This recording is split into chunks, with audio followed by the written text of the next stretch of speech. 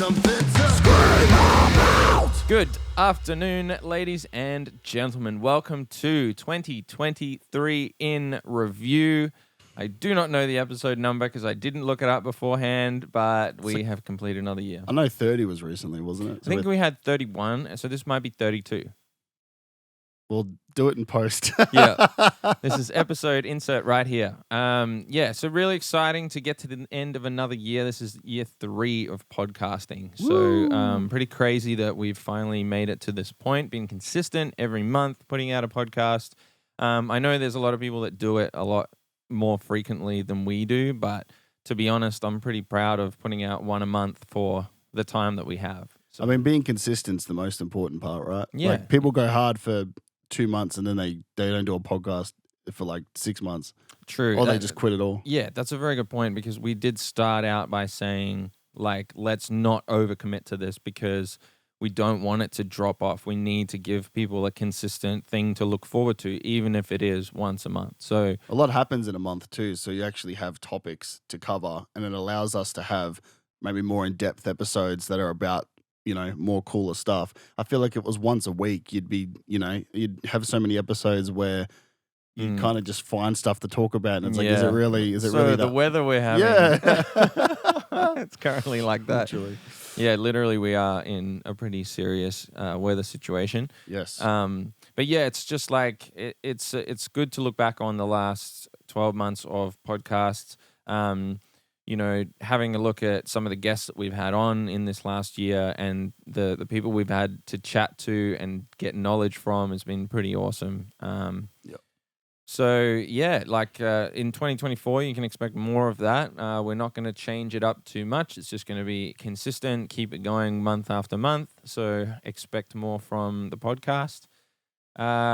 In terms of like recapping the year, I thought we'd just go through a few of the things and just talk about some of the ups and downs we've had as a group this year and the struggles that you and I have faced because, you know, we started the year, I think, together as a 2 maybe. I don't know whether that was around then and we're going to finish it as a 3. Yeah, Zach left like January or something this year, wasn't it? I'm not January, sure. I think we February had this some year. releases up until April, so it may have been a little bit I later think we than that. still released songs with him Mm. even after. But yeah, no, I mean, this year was really cool. I mean, look, we've been gaining traction like slowly, which is all part of being consistent. Now, it's nowhere near the numbers we want to reach, but we are when we look at the, you know, the statistics or analytics or whatever on all of the YouTube stuff and Google and everything else. We can see our viewers are going up, our engagement is going up. I've got a few tutorials on YouTube that I have like, I think my Scream tutorial is like 9,500 views now. That's awesome. Yeah. Like, so I'm like, whoa, that one's awesome. Flooded with comments of people saying, thank you so much. You've taught me this, you've taught me that. So that is awesome to see.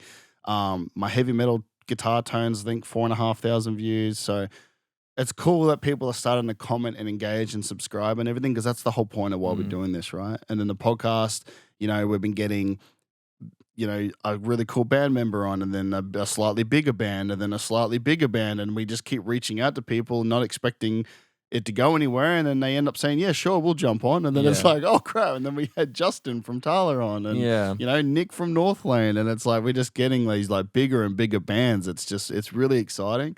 And even through that, you know, we've made some connections for some even, you know, bigger bands again.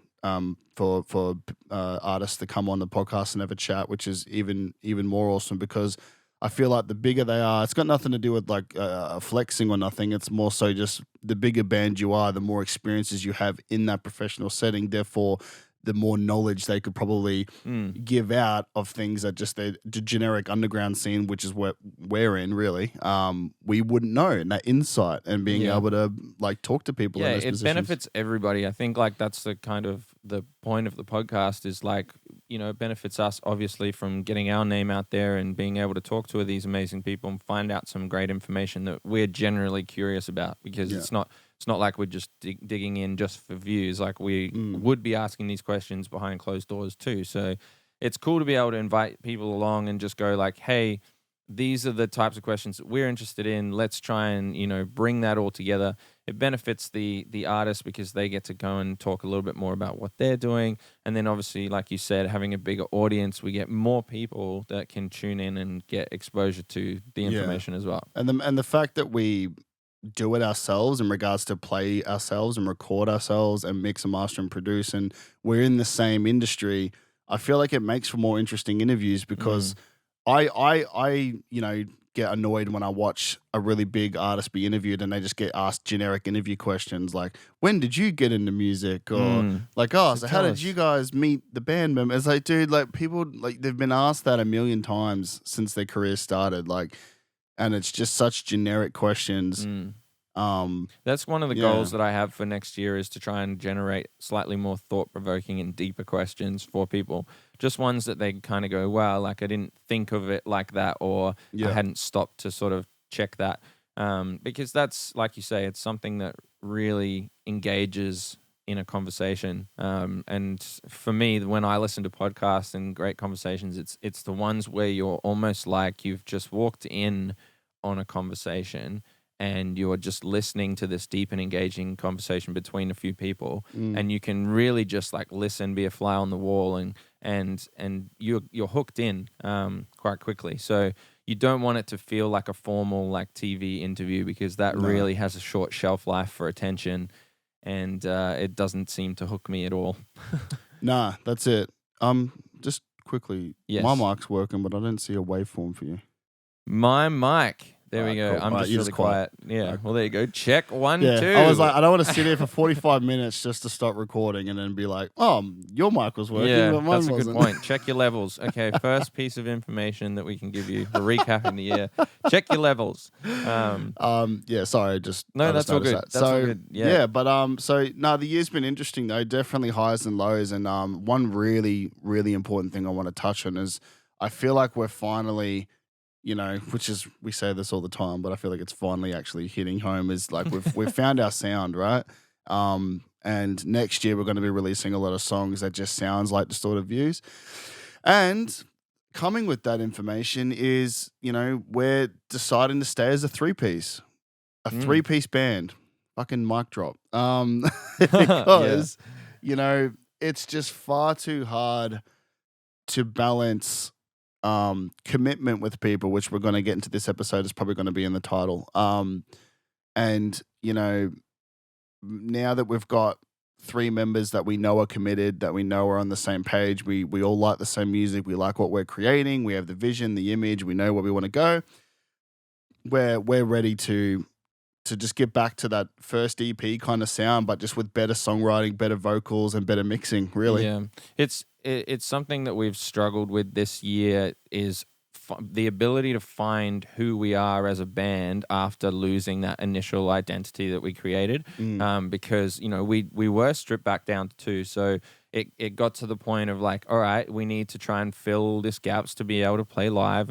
And then we were like, okay, well, what options do we have? And what directions can we take this? And it was a little bit of experimentation. So if you've seen some of the releases that have come out over the year or 2 last years, like those have been us finding that sound and refining what we actually want and can do with our skill levels. Yeah.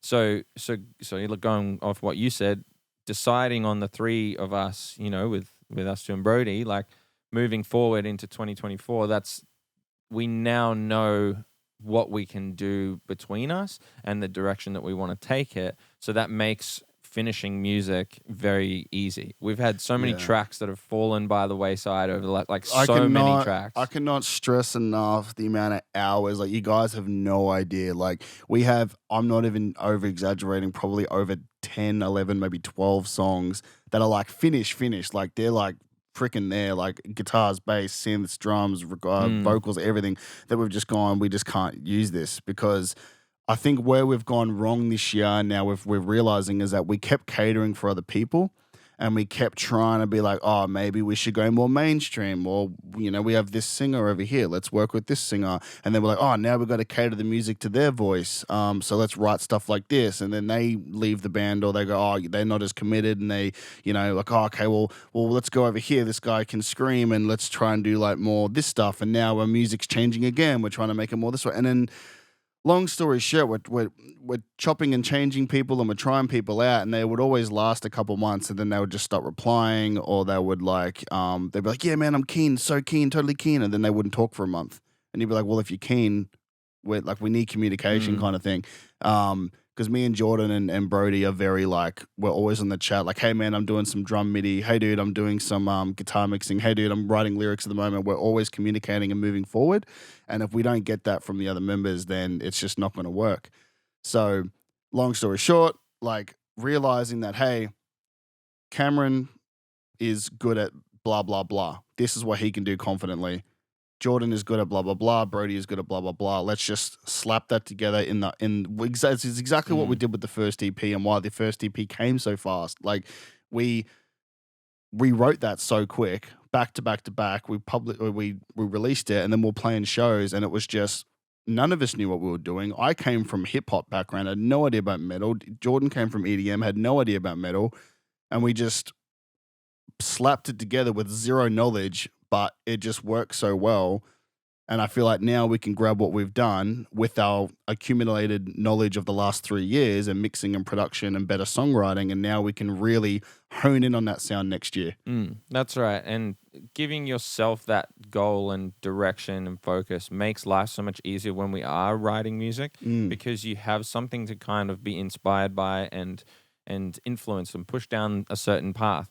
And like we have tried so many different things, and I think doing that publicly and like this, talking about our mistakes and our like, hey, we thought this and then this didn't work and whatever, like we're hoping that that's something that other people can relate to. And I'm sure even just from our conversations with people, we know that everyone's like, yeah, been there, done that. Yeah. Like, especially with people. Like, this is a people business. It's like balance and personalities. You time can be schedules. as talented as you like, and you can be skillful as, but if you don't work with the people that you're trying to work with, it's just not going to happen. Good luck. Yeah.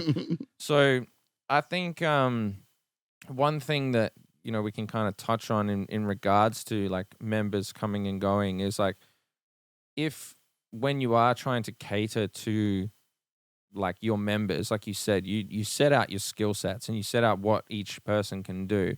But I think what we had was like a bigger picture mindset of like, in the future, we can be this kind of band, or we could be that kind of band. And we were almost like, designing our whole thing backwards from that, where we were ill-equipped to be able to do it. Yeah, we had the skill set to see like where we could like be, and where we could produce, and what we could sound like, but we didn't have the members or certain abilities to actually pull it off. But we saw the potential, and I feel like we were living too far ahead and trying to make music for a more mainstream audience, and a more like, oh, this could get played here and there, and it's more like it's like more poppy or whatever. But at the end of the day, you got to kind of strip everything back and go like, what can we do right now? Because you got to consider live, and you got to consider playing shows. And if you can't hit that stuff confidently with the skills you have right now, then it's just a waste of time, really. Which is what it has been. We haven't wasted time because we've learned from our lessons and stuff like that, mistakes. But it's definitely important that you do realize, like pretty much like, instead of carrying the one person's skill, we've kind of gone, okay, like let's grab the vision of what we want to create and land on the same page, and then all of us stay within our lanes of what we can do to achieve that vision, essentially. Yeah, work with what we've got. Yeah. Because trying to find that missing piece and then waiting on that missing piece is very frustrating, and it means that things can't move along as quickly as we'd like, and then we end up talking and living ahead of where we are. And like that's certainly something we've just been like, cool, this is a realization that we've been doing. Let's get back to actually making the music that we can make with what we've got, because that is really defining our sound. It's like Yeah. it's unique to us. It's And it's one of those things too where like we've had like I've tried to get other guitarists on board, right? And then I've spent weeks of my time, like my Saturdays, which is time that we could be hanging out with our girlfriends or going out and having drinks with our mates and doing other stuff, right? But I've sacrificed a lot of my weekend time to teach people tabs, to teach people the songs, to run through things, to run through vocals, to run through all this stuff, just for them to like leave 2 or 3 months later. And I'm just like, it's just it makes you freaking want to go nuts. You're just like, dude, like, come on, like, how much sacrifice are we trying to do? And now at the end of the year, we've kind of recapped and gone, oh, it's because we're trying to cater to other people and we're trying to, change our sound to benefit everybody else. But in reality, it's like if you just do with what you got, mm. Do you you're gonna be a think? lot better. Do you think because we're producers first and foremost, like I would consider myself like a composer of music. Like I'm not thinking like I'm more a composer producer than I am a drummer, individual band member. Yeah, Right? I'm definitely a producer. So I feel first. like that's led to us both having these big visions for projects Yeah. and for where we can go with certain group members and we could get this person and become this kind of thing, or like because we're just excited by the possibilities of music. Yeah, and you got to find people that share that excitement and that vision and want to commit at the same level as you. And when they don't, it almost creates resentment because you're sitting there putting in, 30 hours a week and they're putting in like 20 minutes. And you're like, dude, you can't just finish work one day and spend an hour writing lyrics or spend an hour doing this. And apparently it's too hard for most people. That's too much commitment. And it's like, to me and Jordan, that's baby work, bro. Like, that's nothing. Yeah, I think we put ourselves in the position of what a professional band, touring band, would be on a schedule. And we're nowhere near that really No. to some of the extents. Like these guys are away for 2 months at a time, and they're on the road, and they're in recording studios, and they're constantly working and flying different whatever. So if we can't have people that are willing to commit a couple of minutes even to reply to messages, or whether it's just like an afternoon to sit down and work on a bit of stuff, or like, realistically, we want people that are practicing their instrument a lot each week. Like, so these are the things that, when you're first starting out and no one really has any traction yet, like everyone's kind of living in this ambition-filled mindset of like what could be and the possibilities of let's try and create a band and try and make it. Like you're not joining a successful established band that's already got these things. Because if you do, you're already like, okay, boom, this is what's required of me. It's like a job. Here we go.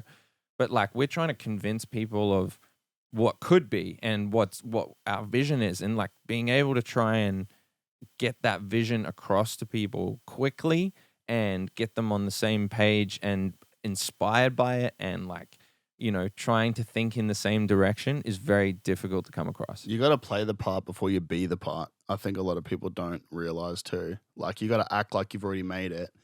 That doesn't mean like ego, snobbiness. I mean, like you got to like do all the things that you would be doing if you were a successful band, if you were making money off it, if you were doing it. You have to do all these things anyway. So getting in the habit of doing them before you've even got any recognition, before anyone believed in you, before all the fans come and everything else comes, I think is a really good trait to have. And it's a good bonding experience as a band too, because you can rely on each other and know that each other are just as committed as everybody else. And it just makes for better writing and better music and everything else. And to go into a point I was going to say before, it's led our music to have a lot of stuff go on the backing track, and we're going to be quite backing track heavy being a 3-piece. Now, will we love to have another guitarist there playing lead and another person playing rhythm? Absolutely. I would love to have a bassist there with a freaking dingwall just hitting low tuned, like distorted notes. That would be amazing, but we just don't.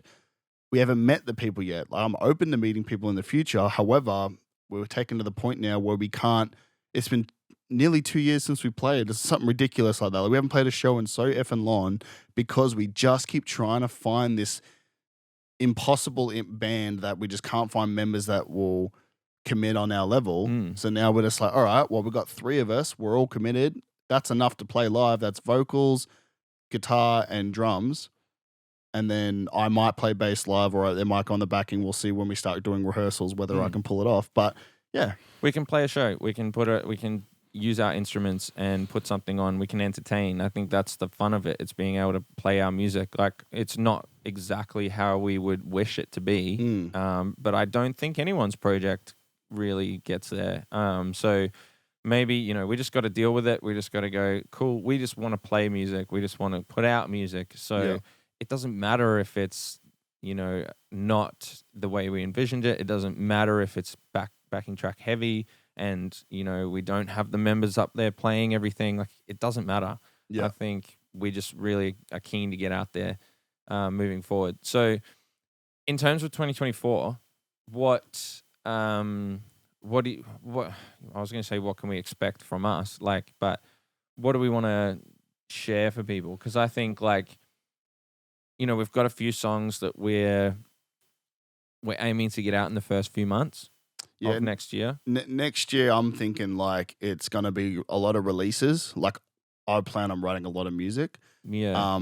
Podcast staying steady once every month. We're gonna keep reaching out to bigger and bigger bands and trying to get not even just bands either. Like just anyone that works in the industry, like sound engineers that have toured with big bands and stuff they've learned along the way, and how to make careers out of it. If you're studying at uni and you might be a mixing engineer or something, and you want to learn how to like get out there and blah blah blah, stuff like that. And then I think we're going to be focusing a lot on how to balance work-life balance and music-life balance, because I'm starting a new job next year. I've been running my music studio for the past, I think, 3 years now, maybe even longer. But just with the inconsistencies of income and just inflation and all the bills and my home loan, and I've got a kid now, and I kind of need to earn more money, so I'm going into another job next year. So that's going to take up 40 plus hours a week of my time, Monday to Friday, and even Saturday work as well. So I'm going to have to try and rearrange when I can do music and what hours I have to commit to the band. And obviously that's going to come into play with the way that we network and the way that we talk about that on podcasts as well. So that'll be good, because Jordan works full time as well, and Brody's just gotten a new job as well. And Brody lives at Sunny Coast. So we're trying to mix and balance everyone's lives. That's a very good example of trying to use what we've got. And like, we are trying to make a living off anything to be able to support our families and stuff. So we've got our jobs, we've got our things, and most pro bands even have side hustles and other things to make that money because life's expensive. Mm-hmm. But like you said, if you want this to work, if you're committed to the band and making and yeah, you'll find time. So whether it be you make an agreement with your family, your partner, whoever it is, and just say, hey, look, on this afternoon or this evening, that's the time that I'm going to dedicate to the band. And you treat it like a job. Like, you rock up and you sit down, you work for those hours, like you actually put in. I find that quite easy because I look forward to it. I work a lot. So when I come home from work, the things I want to do is my music and stuff. And we do get to spend time with our families and things on weekends, and we take that time as well. But it's easy to be able to get inspired when you haven't done it for a while, and you can just come home and you're like, yes, I can come home and work on it. And we want that from every member. We want that. We need that as a group, because if you've got someone coming home and they just want to kick the shoes off, play some games and go to sleep, fair enough on one night, but come on, we need at least someone to come and say, hey, I love want gaming, man, and I always make time for gaming because it I like it, but I don't prioritize it over everything else. I prioritize watching movies with my missus and going out with my son and taking mini golf or bowling or restaurants and plus working. It's like you just got to find.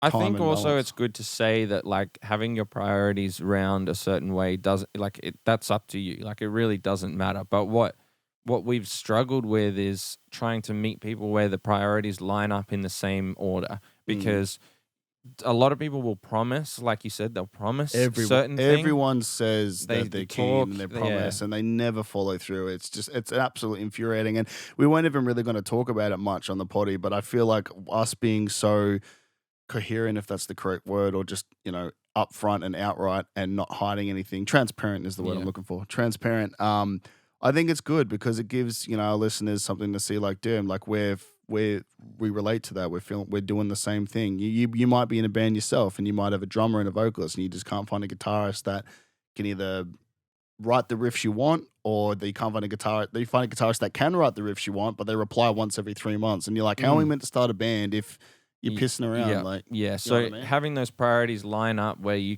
guys have the same level of commitment is difficult. Like, it's good to talk about as well. Like, because you've had more time running the music studio, you haven't had to be running backwards and forwards to work. But now it will be. Well, yeah, exactly. Next year it will You be. have been putting in more effort into various parts of the music making process than we are, because we've been busy with various other things. So now that that's changing, like, I think it also was okay that it was like that, as long as everybody understands where they stand with it and you're talking, communicating as to who can pick up what areas. Like, it needs to be well agreed on. Like, there's a lot of things I do, like when I do, a lot of the stuff for the band, like a lot of the songs that you'll hear are stuff that I've written, lyrics I've written, vocals I've done all the tracking, recording, and everything else. But there's also the other side of the business where I tell the boys, like, I hate social media. I can't stand it. I don't like it. I'm just not a people person. I don't know. But all of our social stuff is all Jordan. Like, all of the behind the scenes stuff is all Jordan. All the media, the Spotify playlist submission, all that. Also, just because I do a lot musically doesn't mean that the other boys aren't pulling their weight. It just means that there's a gap where I go, okay, I can't be bothered doing this, this, and this. And then the other boys pick up the slack and then they do that. So it's very good having that balance in the band and that communication. But now that we've got Brody on, Brody's been writing heaps of songs and heaps of ideas, which has freed me up to be more vocal and mixing now. So that's really cool. So now I can focus on vocals and kind of take a step back from the guitar playing. And now I can write lyrics and vocals and stuff. So everything's moving and changing in the right direction, I think. That right direction. Yeah, but they don't know about that. But anyway. Oh, yeah, they don't. Next year. Yeah, but that's good, because we do have to change it. It is constantly changing. It's always adapting to each other. It's why the communication is important. So as you move into your new job next year, like, we are shifting again. We're shifting roles and just like moving things around. But that's the fun of it. It's juggling all of this stuff to make it work. It's all about the music and having fun making it and expressing yourself through it at the end of the day. So you just got to find a way to do it if you're like actually keen on it. Playing shows, man, next year is going to be so much fun, dude. Oh, Yeah, I can't wait. That's something that in the first few months we're really focusing on, is curating that live show as a 3, because there are various things, as we said, that need to go on the backing track. We need to work out who's playing what, how it's going to look, and there's only 3 of us, so we're going to be busy. It's honestly, it's going to look weird. There's going to be stuff up there. You're going to be hearing sounds coming through a PA that's not being played live, and it's not ideal. Like what Justin from Tyler was talking about. It's not as raw and it's not as impressive. However, we want to play shows, and we still wrote the fucking music. Like, it's not like it's been made by a computer. Like, we still played that. It's just not being played live, which is obviously not ideal. But at the end of the day, like what we were talking about before, you just got to work with what you got. And I still might play. I don't know whether I'll play guitar live or bass live, but we'll have to figure out when we start rehearsing. But I definitely want to, as long as I can still move around vocally and move on stage, because I don't want to be like, Bullet, where they're just stationary the whole time. I like to move around and have that stage presence. Yeah, it's hard with the guitar and then having to juggle different things, but that's it. That's the fun of trying to make that work, and actually having foresight about what the show is going to look like and how people are going to perceive it from an audience perspective, whether they think that something coming out the backing track is going to be weird, when all 3 of us are just standing there doing nothing or whatever, and there's a lot of backing track going on. It's this day and age, there's that much technology. We may as well utilize it. But we care about the live show is our big point, and everything we write, we're always thinking about, can we do this live? The drums are live, the vocals are live, the guitars are live. That is unnegotiable. Like, you know what I mean? The bass might be live as well. We'll see. And then maybe just backing stuff that would be like normally be played like by a lead guitarist, not solos or anything, just like cool little counter melody lead lines. Maybe replace those with synths playing the exact same notes. Yeah. but it'll be like a synth or something with heaps of reverb, and it'll kind of sit quietly behind everything else. So you're still hearing a live band, but yeah, it'll just be adapted like that, I guess. Yeah, and we have to use a lot of automation. It's going to be relatively reliant on laptop, which pains me to say because I used to have a little bit of shit to talk about laptop DJs about how they're just not using the proper stuff. But anyway, I swallow my own words. I'm eating them humbly. Well, the and computer's not doing anything like musically for us, really. No, it's kind just of twisting a knob of reverb, or it might switch over from this tone to this tone or something Yeah. like that. It's kind of stops you tap dancing on stage when you've got lots of different jobs That's literally to do. all it is too, for anyone that doesn't know. So like what we're talking about with the automation, it's like literally stuff that you see guitarists do, like old school, not really old school, but guitarists do where they have the massive pedal boards. So we're doing all the exact same stuff, but it's very distracting, and I hate seeing it when you see someone playing with a pedal board on stage and they're clicking, clicking, clicking. It's like you can't. It's an eyesore. You just look at them when they're doing it. Some bands are really cheeky with it and they're really good at like Yeah, subtly they doing can- it when they're on stage. That's really cool. But I hate when I see people fiddling with pedals and stuff on stage, and there's a whole chain they got to do, and they click, click, click, click, click. All this. It's like you can literally get a computer to just turn everything on and off in certain moments. That's all it is. It's not fucking. There's nothing to be scared about. Like some people kind of old heads, I would say, like they go, like the computer's doing all the music. Like no, it Yeah, isn't, bro. nah. It's literally it's moving your leg and switching it for Yeah. you. You can use a computer to cheat, and if you do, you're a fucking idiot. But Yeah, that's actually another topic that talking about kind of AI stuff in music that I've been really interested in recently because of all of these things where they can, curate things that are much more likely to hook you in. Like, for example, the AI systems, people are using them to figure out what makes the most hookiest hook or the most catchiest chorus, and then analyzing every song that's ever been released and the popularity of them and what people listen to, and then being able to spit out almost like a formula for the most perfect hooking in song. And it's like, if you do this with this much emphasis and you do this, and it's creating music like these that within. frequencies or whatever. Yeah, yeah. But going back to kind of what we were talking about earlier off camera about our first EP, where we had this, we were using what we had. We had kind of just our basic knowledge and just raw, authentic expression through the EP. The AI doesn't have that. No. And we were talking about how some really polished stuff doesn't captivate as much because it doesn't have that realism and authenticity. It also all sounds the same. Like I there's so many bands. Like when I listen to music, I'll go on Spotify and I always put it on shuffle. I don't know if it's an ADHD thing, but I love it when it just goes randomly. Just I don't know what the hell it's gonna play. I let Spotify just play random stuff to me. And what I realize is I'll get so many bands pop up on my Spotify when I'm driving around and stuff, and I'm like, this is really good. And then the next band plays, I'm like, oh, this is really good. And then I go, oh, that's a completely different band. I thought it sounded like the exact same the band. exact same structure, the exact same type of vocals, the same kind of pre-breakdown here, or same tones, same equipment. the same vocals are the drum same, sounds. mixing, like everything just sounds the same. And even though when you listen to it the first time, you go, this is a good song, it sounds produced well, everything sounds good and clean, da da da da.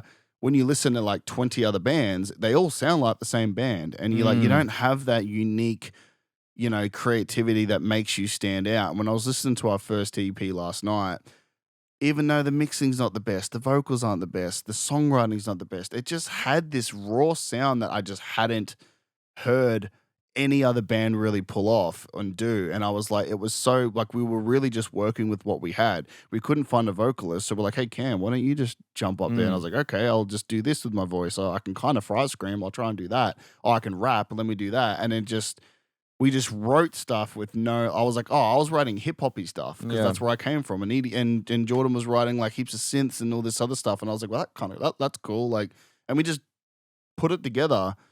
And even though it's not the best EP with the best mixing or the best anything else, I just feel like the overall uniqueness of the sound was when you listen to Distorted Views, you know what you're going to get. And that's something we've actually fallen away from with our newer releases, where it doesn't feel the same. It doesn't have that organic, because we were trying to sound like other people. We were trying to be more mainstream. We were trying to go cater to other people. All the other points I've already talked about on today's episode. But so I'm definitely keen for next year to kind of go back to our roots and just do it better, like 2.0, like what you were saying before. Yeah, it's recapturing that authenticity again, back to where we were in that point of the first EP, and try and just kind of bring that back up. Because like that's, goes along with what I was saying about those are the songs that really captivate you. And like, a good example is if you went to Spotify or whatever and you went to like a classics or a top party or, any of these playlists where it's like a generic playlist that you want some hits that everyone knows, the majority of those hits are either old songs because they have really unique ways of songwriting and sounds and different recordings from all the analog days, or you have newer songs that are super different. Like you don't have any of these like generic songs that don't have shelf life.